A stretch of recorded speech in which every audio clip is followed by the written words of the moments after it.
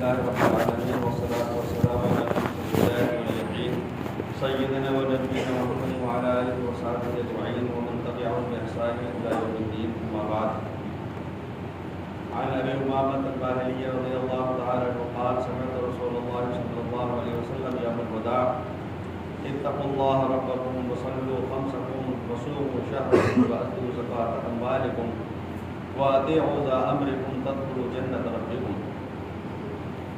حضرات محترم، حجۃ الوداع کے موقع پر رسالت ناب علیہ السلام نے 23 سالہ محنت، دعوت، تبلیغ، اشاعت دین کے بعد، مجاہدات کے بعد امت مسلمہ کو جو آخری پیغامات عنایت فرمائے اور دین دنیا آخرت کی صلاح اور فلاح، کامیابی و کامرانی کے جو طریقے بتلائے، اس میں ایک بہت ہی آسان نسخہ ارشاد فرمایا کہ یہ 5 کام کر لو، جنت الفردوس میں داخل ہو جاؤ.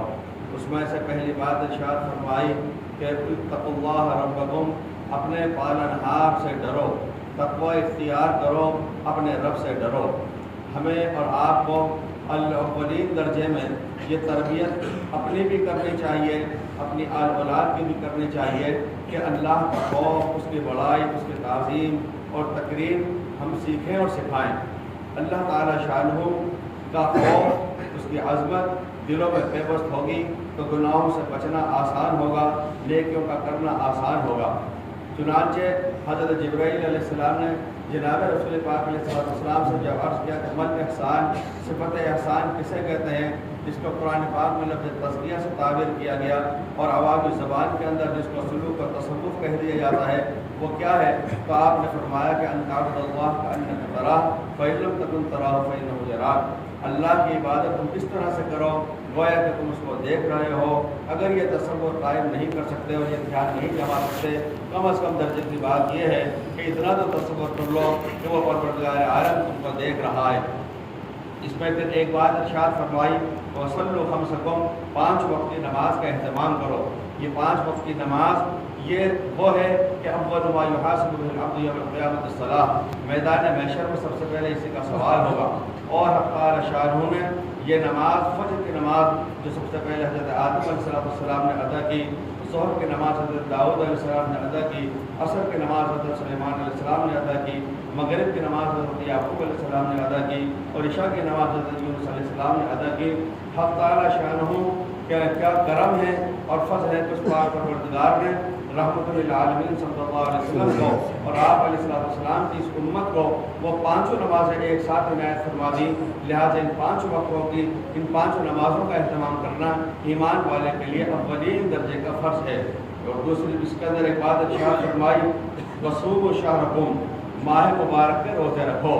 حضرت مفتی حکیم احمد حسن خان صاحب رحمۃ اللہ علیہ نے اربعین صیام میں بیہقی کے حوالے سے لکھا ہے کہ الصیام للہ عز وجل لا یعلم ثواب عامل الا اللہ تعالی، یعنی روزوں کا ثواب کتنا ہے یہ حق تعالی شانہ کی ذات والے صفات کے سوا اور کوئی نہیں جانتا. روزہ رکھنا فرض ہے، اس کا احترام کرنا بھی فرض ہے. یعنی یہاں تک ہے کہ وہ شخص و معذور جس کا کہ عذر زائل ہو گیا ہو وہ بھی شام تک روزہ داروں کی طرح سے رہے گا.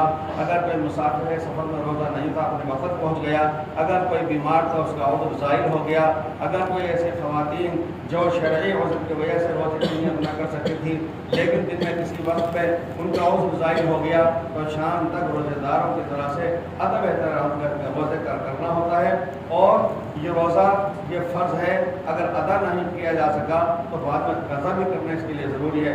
اس لیے فتاوی عالمگیری میں لکھا ہے کہ اگر روزہ کوئی شخص گرمی کے موسم میں نہیں رکھ سکتا، ٹھنڈ کے موسم میں رکھ سکتا ہو، اس پر لازم ہے کہ وہ روزہ رکھے. بڑھاپا ہو، بیماری ازاری ہو تو اس پر کوئی حرج نہیں ہے کہ وہ روزہ نہ رکھ سکے تو نہ رکھے، لیکن وہ قضا کرے. قضا بھی نہیں کر سکتا ہو تو وہ فدیہ ادا کر دے.